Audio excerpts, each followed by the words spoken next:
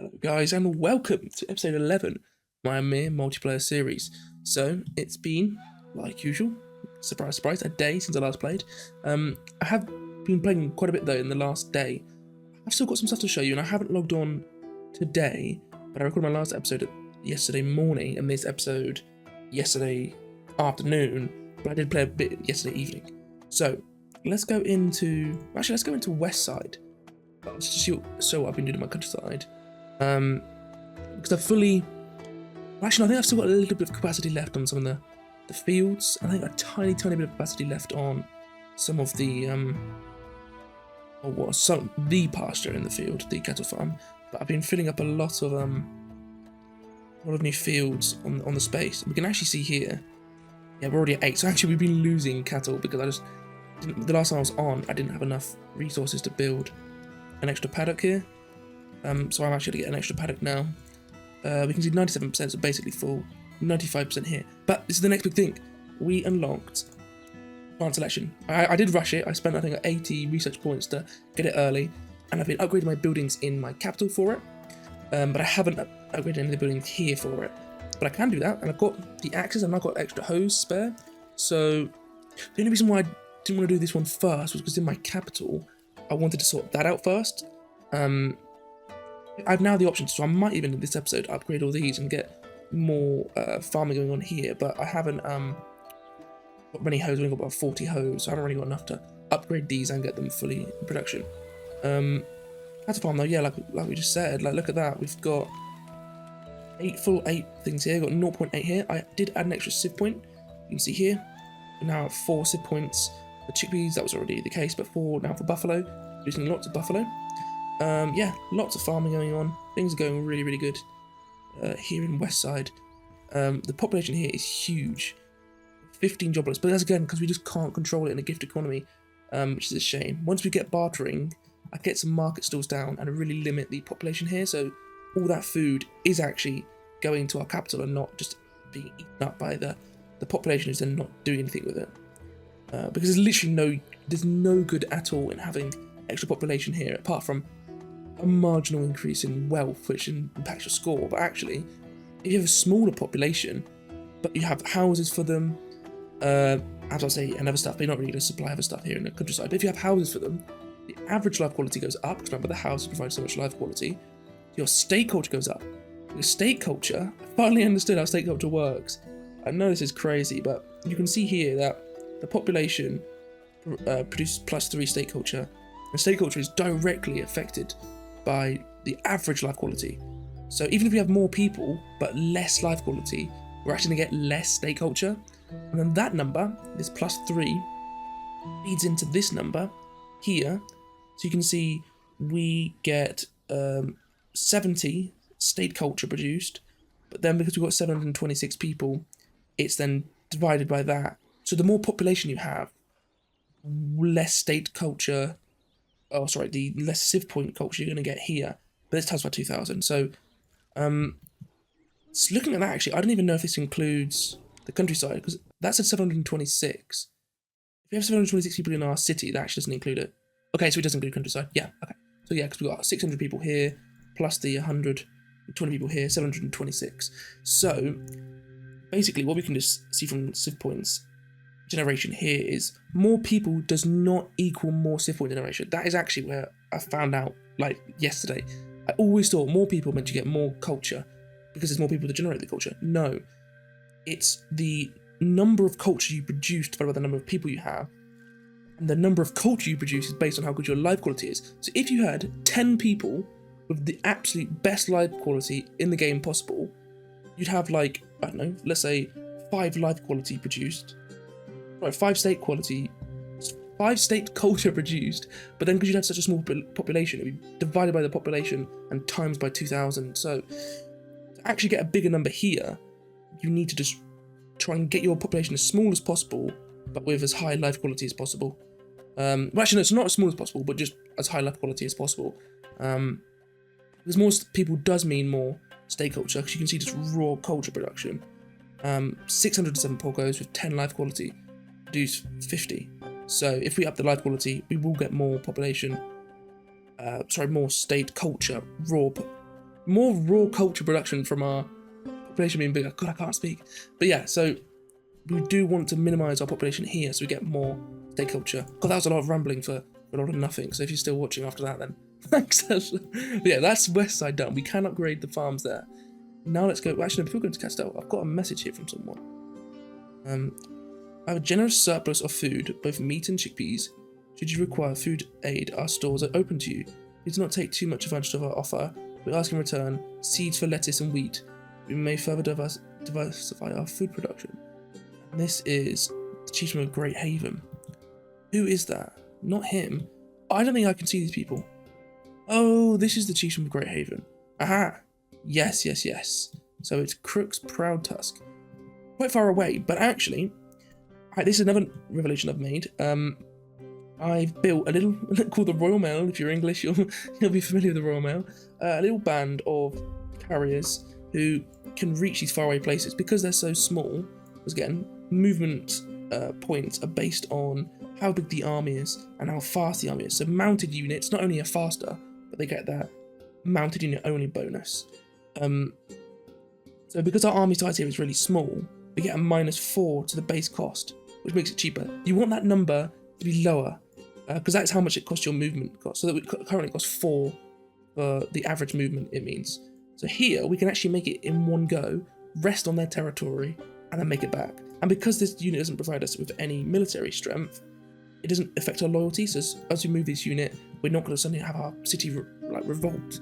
Whereas if we move our warriors, yes, they provide very little loyalty now, because of all the leaderships, which I'll go into in a sec, but they still might be the balancing factor in the loyalty of our territory. But these guys are good. They do cost us 5 loyalty though, because they're costing 5 state power, but the trade capacity of them with 60, and they're only costing 4 jobs, means that we can now actually start trading with some of these more further away neighbours before markets come out. Because markets are probably still a week and a half away, so doing some early trading will help speed things up. So more stuff to talk about. God, there's so much to happen. So we've got them.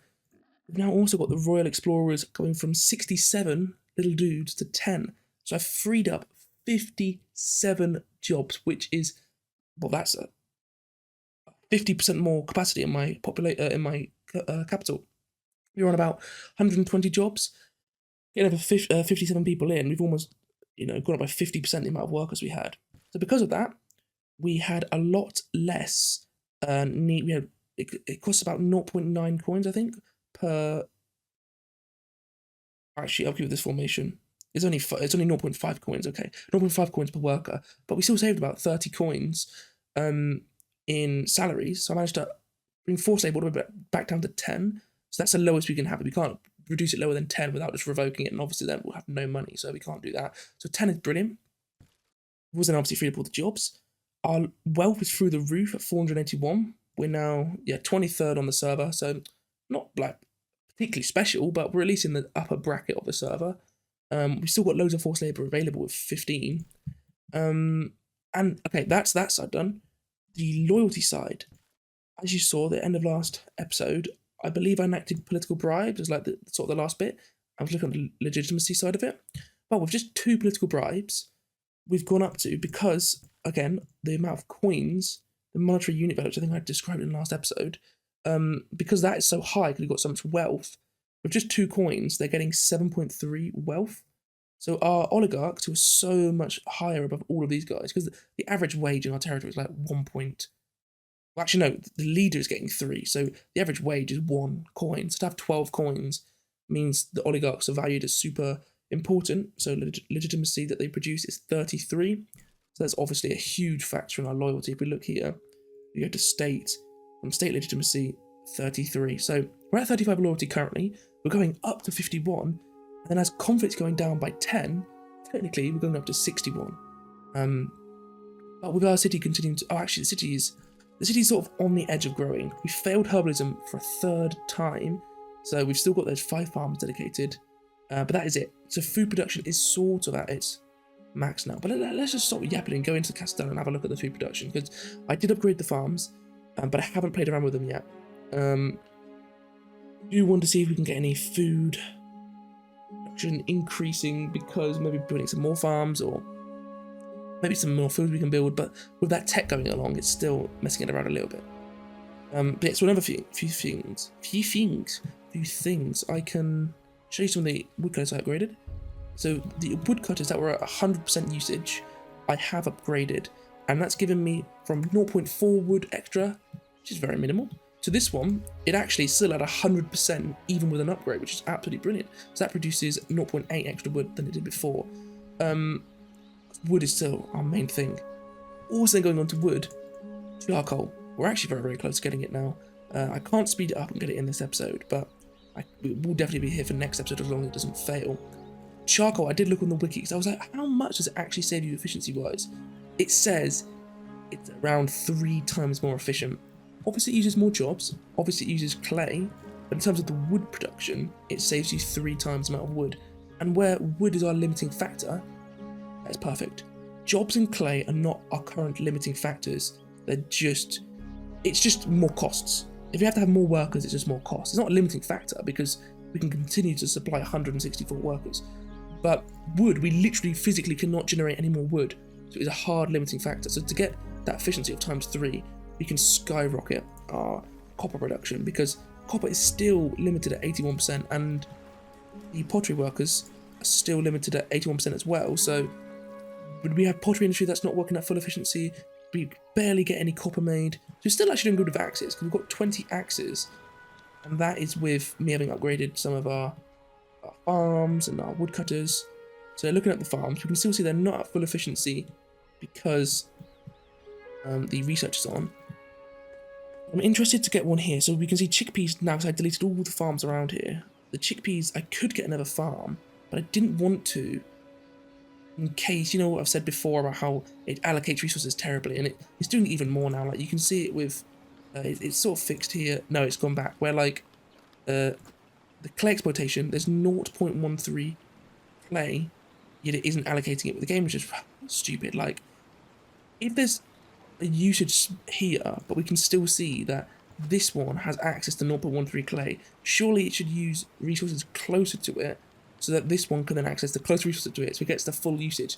And then it keeps like flipping it around. Like some days this one will be at 100% usage and this one will be at 70%, and then it keeps flipping. It just really pisses me off.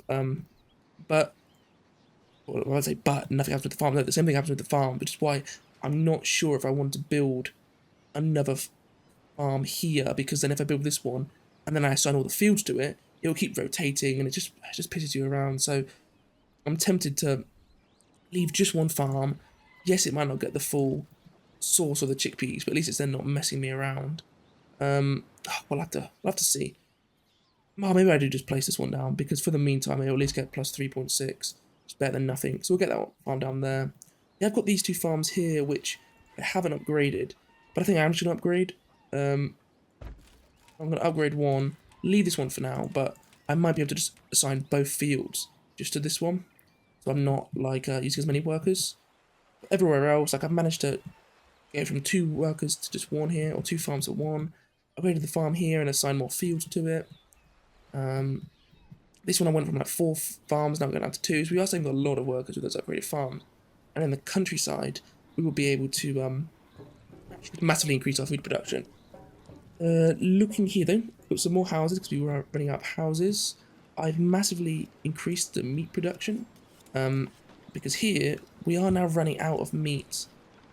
We were at buffalo. We were at 6 buffalo, but now we're down to 2 just because we've been consuming them. But because we're producing so many in our countryside, we're all right. I probably am a bit of an idiot by not bringing over some in our countryside, because then, like I said, we have been losing buffalo in our countryside because we're overproducing and then not storing them correctly, but probably not too many buffalo we've missed out on. But we're doing fine for buffalo. We've got 2 more seed points, so I could even go into more buffalo production if I wanted to, or more chickpeas. I'm tempted for chickpeas actually, because chickpeas are another main, yeah, I'm going for chickpeas because it's our other main food source. We're underproducing it. Even like when we have all our research off and all our stuff off, we're underproducing it because now we need 18. So we want to get more chickpeas. What else? I've got more workers over here, but we actually don't have enough flint for them. Why is it saying? Why does it say we don't need enough flint? The game must be bugging out. Okay. I think I'm going to turn these guys off because just don't have enough flint. That's why they're using fucking copper. Oh, this is ridiculous. Absolutely ridiculous. Because I've told them, I literally saw this issue happening before, and I literally specifically told them to use flint. But maybe because I've changed what they're doing and turned them around. Okay. But yeah, that's where it's so pissing annoying. Like, you'll have them so they work flint, obviously for the hammers, but if they run out of flint, they just automatically use up all your copper. So you have to remember to manually set them to use flint. We don't have enough flint though, so I actually can't really get these guys working anymore. So I am gonna turn some of them off. These guys can go as well. We'll just have to get more mud in the process. I am managing to trade mud for flint, so that is useful because we can't produce any flint, but we can produce a good amount of mud. I'd have to say we're running out of stock space, but we've actually got some on the beach. So that's all good. In terms of what we can do here, well, we've got the farm that's about to come in here, so that's a critical.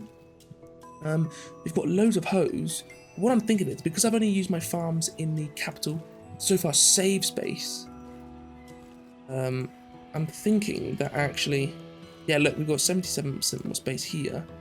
How many of these fields can I switch over? If we look here, we can switch these two over. What else is there? These three we can switch over. How close is that now? Oh, actually, it's already gone over. Okay, wow. We could upgrade these two to actual farms. I'm worried we'll run out of space, because once this tech ends, the herbalism tech, I don't know how much extra capacity these farms will have. I don't know how much 0.6 production represents, to be honest with you. I really have no clue. Not telling me anywhere. Oh, here it is. State policy. It's minus 0.13 efficiency. So it's, I think, it's what, about 13% efficiency, 10% efficiency that it will lose out on. So we can have 10% more fields. I think I'm not going to do it now because I want to save the hose. I need the hose for the other countryside, but I'll upgrade this one into a farm as well, and then we'll have these farms going. So let's see. Yeah, these ones are 3.4. So yeah, for now it's fine. While they're already at 100% usage, but it's going to get annoying with these two. The game's not being updated because Ronky Pork is working on the actual new update of the game, the Ymir New Dawn, which is basically a sequel to the game. It's a free sequel, but it like radically changes the whole game engine and the graphics and a lot of the mechanics due to better like coding, better engine, better coding that allows more RAM usage and CPU usage. So that is something I think I want to cover, like as an actual, not just the game itself, but I mean the information released on it. I want to write some scripts, talk about it, but that will be for when more information on it comes out. But in terms of what we've done here, I think that's it for now. We can do in the capital. We've got Circle on the way. We've got some new tech stuff coming. So we've actually got builders. That is one that comes like in style cooperative. So we get it straight away. 16 hammers. We've got some hammers spare, and I do want builders because the builders get you upgraded clay workers. That means we can dump one of these clay exploiters. So we actually save 4 jobs. We'll save us 4 jobs. It then gets us builders, which means we can start building some of the.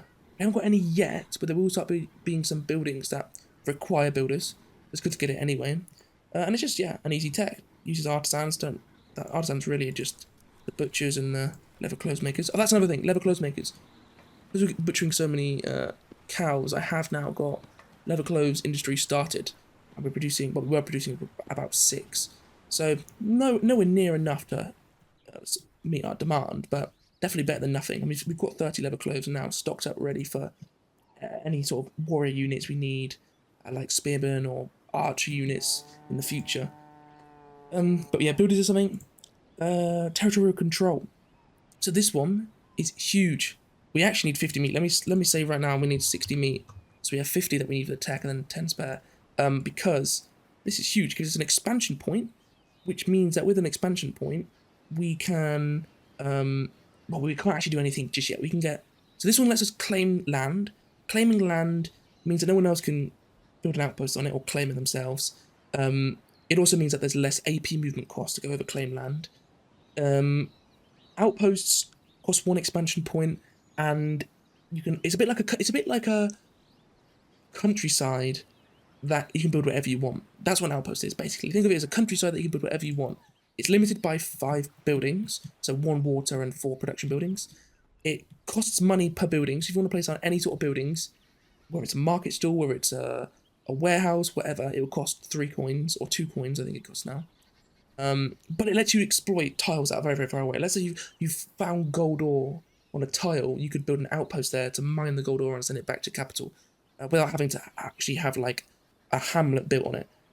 So outposts are useful. I don't think they're mega crazy, but I'd rather save the expansion points for building a new hamlet or upgrading your town to a town instead of a village. So I'll probably stay out of outposts.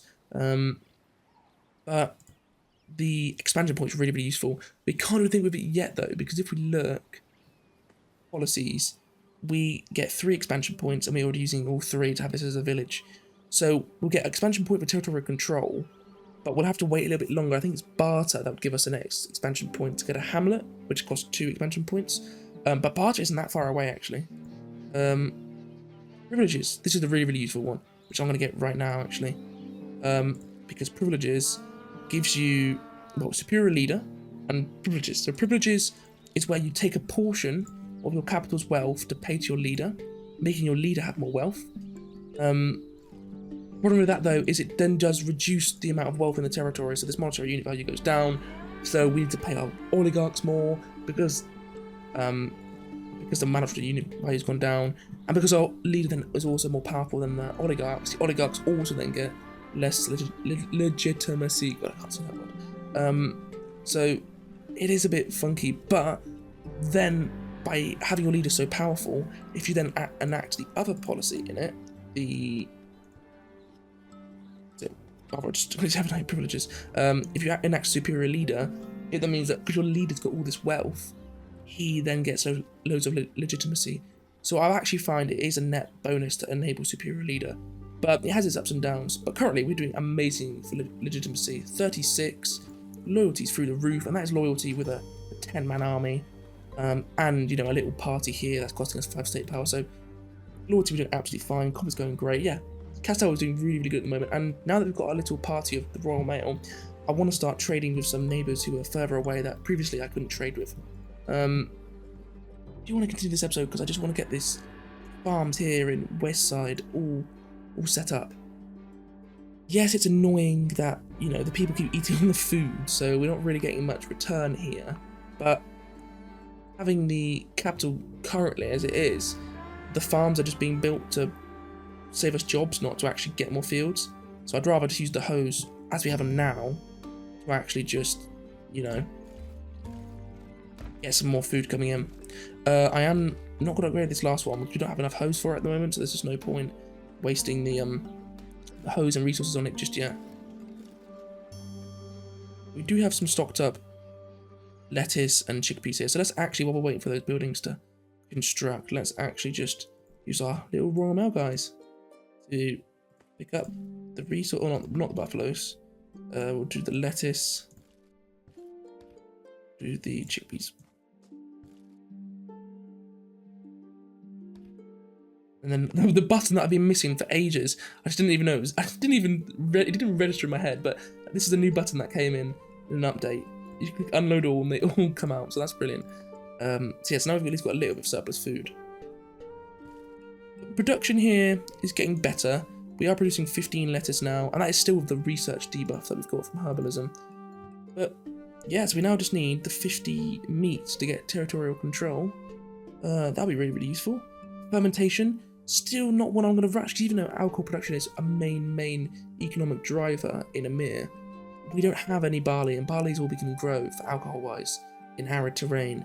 We don't have any, so why would I rush into this, which is going to cost us food production, it's going to cost us the pottery, there's just no need, so not bothered about that one.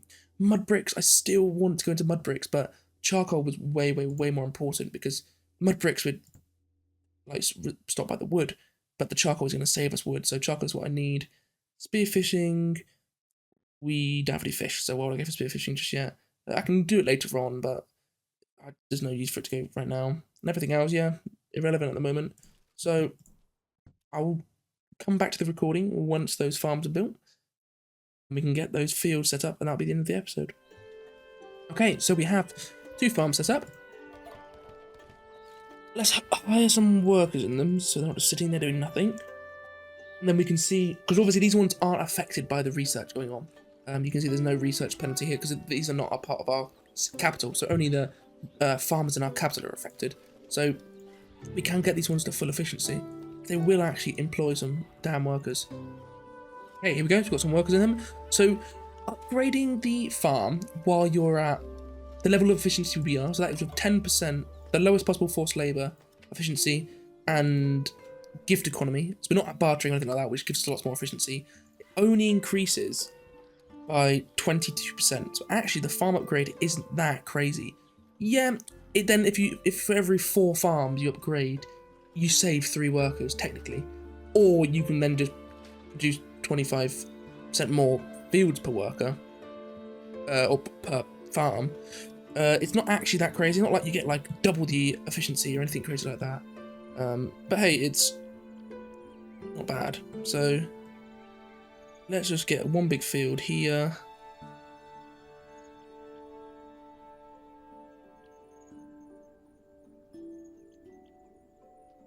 Yeah. 11.8, there we go. Big chickpeas field. There. That's got that farm full capacity. We actually still have a lot more hoes than I thought, to be honest with you.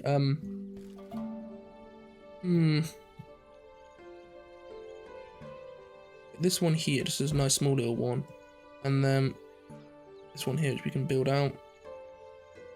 There we go. See, we still have plenty of hoes left. This one's still got 9% capacity. So, yeah, let's get it over here. Let's get a nice big spot. We can go here. I do want to hit this fertility. Let's just go here then. 2.5.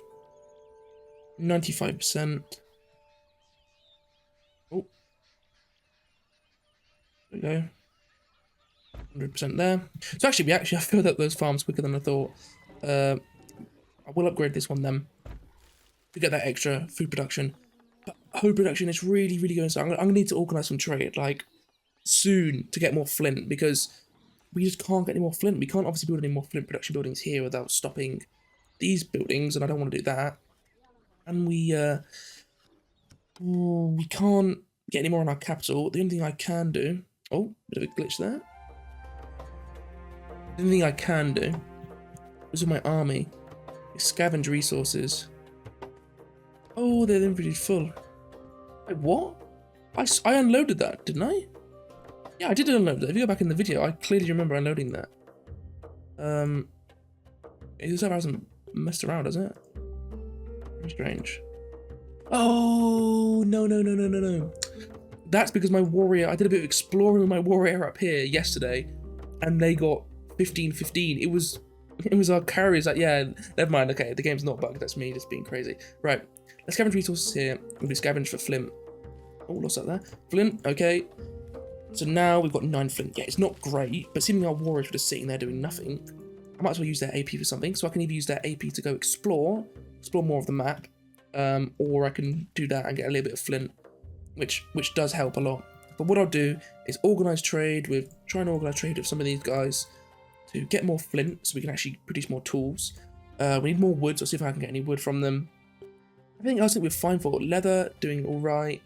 Don't need any pottery, chickpeas and lettuce. It's just something that I'll get as I, increase these farms and finish the herbalism research. But yeah, apart from that, guys, that is the end of this video. Thanks a lot for watching. If you've enjoyed it, leave it a like. If you're enjoying the Ymir content so far and you're all the way on this episode, what is this, episode 11?